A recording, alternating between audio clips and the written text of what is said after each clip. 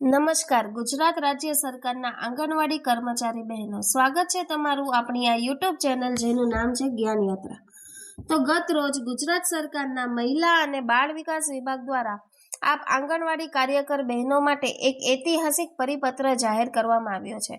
આ પરિપત્રમાં આંગણવાડી કાર્યકર બહેનોને જે છે તે એક વધુ લાભ કેન્દ્ર સરકાર દ્વારા અને રાજ્ય સરકાર દ્વારા અપાતો એક પરિપત્ર જાહેર થયો છે. આ પરિપત્ર ગુજરાત રાજ્યના મહિલા અને બાળ વિકાસ વિભાગે બહાર પાડ્યો છે. જ્યારે હાલમાં ગુજરાત હાઈકોર્ટના ચુકાદાને આધીન જે માનદ વેતન વધારાનો જે મુદ્દો છે તે હાઈકોર્ટે ચુકાદો આપી દીધો છે. ઐતિહાસિક કે 6 મહિનાની અંદર એટલે કે 20 ફેબ્રુઆરી 2026 સુધીમાં કર્મચારી બહેનોના પગાર વધારો કરવાનો ઐતિહાસિક ચુકાદો આપવામાં આવ્યો છે. આ ચુકાદાની જ્યારે હાલમાં કહી શકાય કે રાજ્યમાં વાવડ ચાલી રહ્યા છે. આ વાવડ વચ્ચે આ રાજ્યના મહિલા અને બાળ વિકાસ વિભાગ દ્વારા આંગણવાડી કાર્યકરોને લાભ અપાતો એક મહત્વનો પરિપત્ર જાહેર કરાયો છે, જેમાં 2400 રૂપિયા સુધીનું કહી શકાય કે મંજૂર કરવામાં આવ્યા છે. 2400 રૂપિયા સુધીની વાર્ષિક મર્યાદામાં એક લાભ કહી શકાય કે તે રજૂ કરવામાં આવે છે. પ્રતિ માસ 200 એટલે કે વાર્ષિક 2400 રૂપિયાની વાર્ષિક મર્યાદામાં જે લાભ છે તે જાહેર કરવામાં આવ્યો છે. જાણીશું આંગણવાડી કાર્યકર બહેનો આજના વિડીયોમાં વિગતવાર કે ગત 6 જાન્યુઆરી 2026ના રોજ ગુજરાત સરકારના મહિલા અને બાળ વિકાસ વિભાગે શું જાહેરાત કરી છે. કાર્યકર બહેનો માટે તેને લઈ આજના વિડીયોમાં આપણે વિગતવાર ચર્ચા કરીશું. તો વિડીયોના અંત સુધી આપ બન્યા રહો અને જો ચેનલમાં આપ નવા સબસ્ક્રાઈબર હોય તો અમારી ચેનલને સબસ્ક્રાઈબ કરવાનું ભૂલશો નહીં.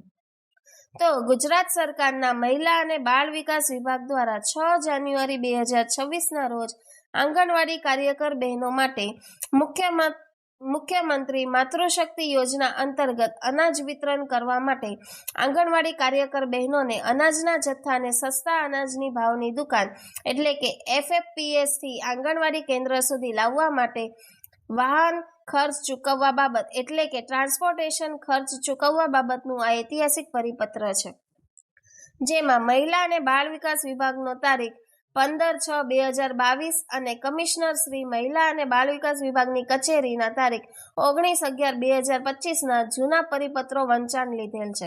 વાત કરીશું પ્રસ્તાવનાની તો ઉપર વંચાણ લીધેલ પત્ર ક્રમાંક 1 થી મુખ્યમંત્રી માતૃશક્તિ યોજના અમલી બનેલ છે તથા સંદર્ભ 2 થી આંગણવાડી કાર્યકરને મુખ્યમંત્રી માતૃશક્તિ યોજના અંતર્ગત અનાજનો જથ્થો સસ્તા અનાજના ભાવની દુકાન FPS થી આંગણવાડી કેન્દ્ર સુધી લઈ જવા માટે વાહન ખર્ચ એટલે કે વાહન ખર્ચ ચૂકવવાની બાબત વિચારણા હેઠળ હતી.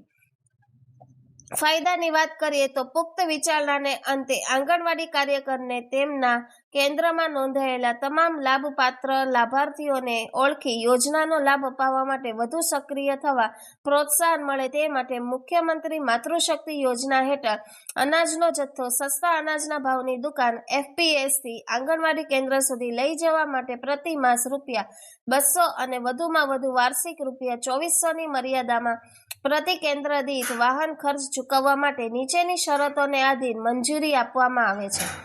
શરતોની વાત કરીએ તો પહેલી શરત છે ઉપરોક્ત વાહન ખર્ચની રકમ સંબંધિત આંગણવાડી કાર્યકર દ્વારા જથ્થાનો ઉપાડ થયા પછી ₹200 માસિક અને વધુમાં ₹2400ની વાર્ષિક મર્યાદામાં ચૂકવવાના રહેશે. બીજું છે શરત કે જે આંગણવાડી કેન્દ્રમાં આંગણવાડી કાર્યકર ન હોય અને તે આંગણવાડી કેન્દ્ર માટે આંગણવાડી તેડાગર દ્વારા અનાજનો જથ્થો લઈ જવામાં આવતો હોય તો માત્ર તેવા કેન્દ્રોમાં સંબંધિત તેડાગરને આ વાહન ખર્ચ મળવાપાત્ર થશે. એટલે કે જે આંગણવાડી કાર્યકર મૃત્યુ પામ્યા હોય અથવા તો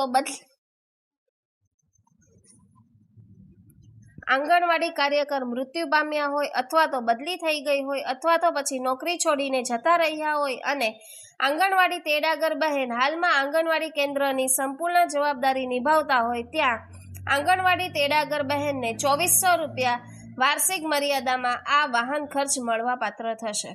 જ્યાં આંગણવાડી કેન્દ્રો પર એક પણ લાભાર્થીની નોંધણી થયેલ નથી તેવા કેન્દ્રને વાહતુક ખર્ચની રકમ ચૂકવવા પાત્ર થશે નહીં, જેની ખાતરી જિલ્લા કક્ષાએથી 1000 દિવસ પોર્ટલના ડેશબોક્સના ડેશબોર્ડના માસિક અહેવાલના આધારે કરવાની રહેશે. ચોથી શરત છે આ રકમ સદર યોજનાની ત્રણેય જણસી એક સાથે આવે કે નહીં તે ધ્યાને લીધા વિના તમામ જથ્થા માટે માસિક ફક્ત એક જ વખત ચૂકવવા પાત્ર રહેશે. સદર વાહતુક ખર્ચ મુખ્યમંત્રી માતૃશક્તિ યોજનાના કુલ યોજના કે ખર્ચના ભાગરૂપે ગણાય છે.